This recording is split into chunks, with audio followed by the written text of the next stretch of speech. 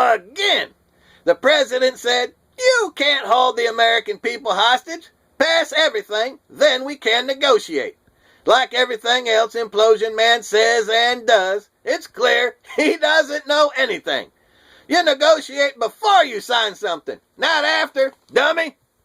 Do you negotiate the price you will pay for a car at the dealership after you sign the paperwork? Of course not. No man in his right mind does such a thing.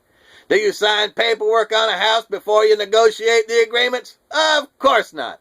This is what happens when the one elected has no experience outside of government entities. Pass the bill, then we can negotiate. And he said he wants more taxes in the negotiations. This after the largest tax in the history of our country has been imposed on the American people.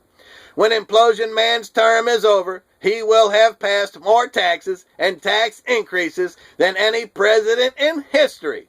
While the liberals constantly blame Republicans for trying to stop the hemorrhaging of taxpayer monies, when Implosion Man's term is over, he will have increased the debt $10 trillion, essentially doubling it.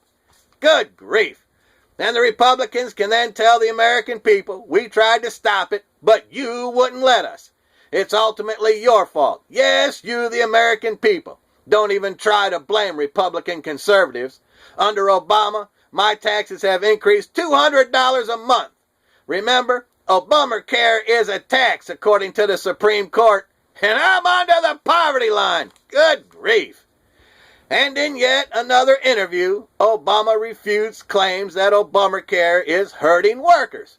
It appears Implosion Man is also delusional. Most psychiatrists would say he's in denial if he were in therapy.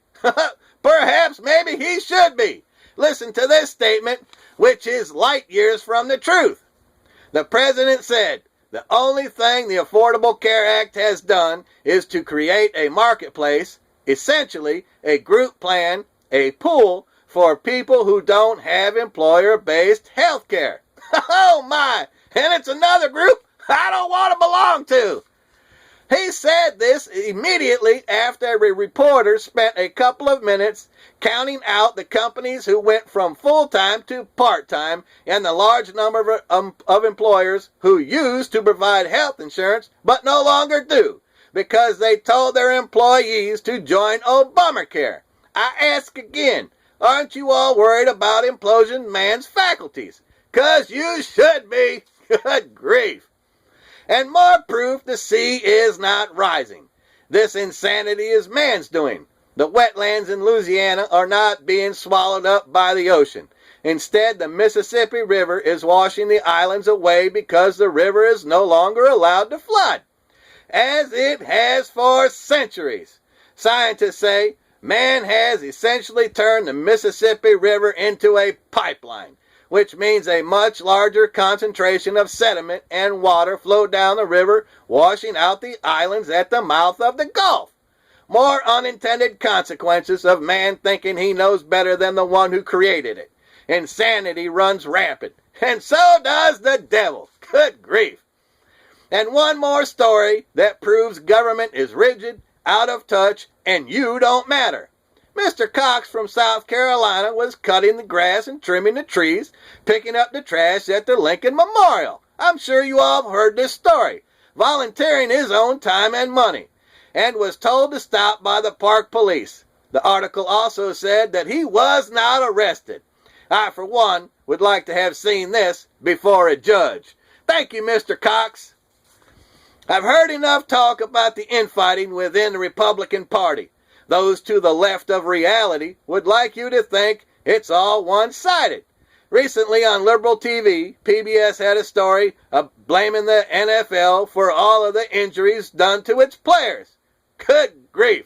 And liberals play the game of football. My goodness. Liberals in Congress lash out at Bill Clinton when him and Newt Gingrich hammered out details on social responsibilities the liberals think are important that I don't happen to agree with. Government has no social responsibilities. Government should run like a machine with as few parts as possible. Government responsibilities are to protect our borders, our language, and our culture, to keep currency strong and control inflation, to make a level playing field for all of its citizens. If you are not a citizen, you have no legal rights. And it's liberal feelings that drive their social issues, not sound thinking. Good grief. Get over it. That's all.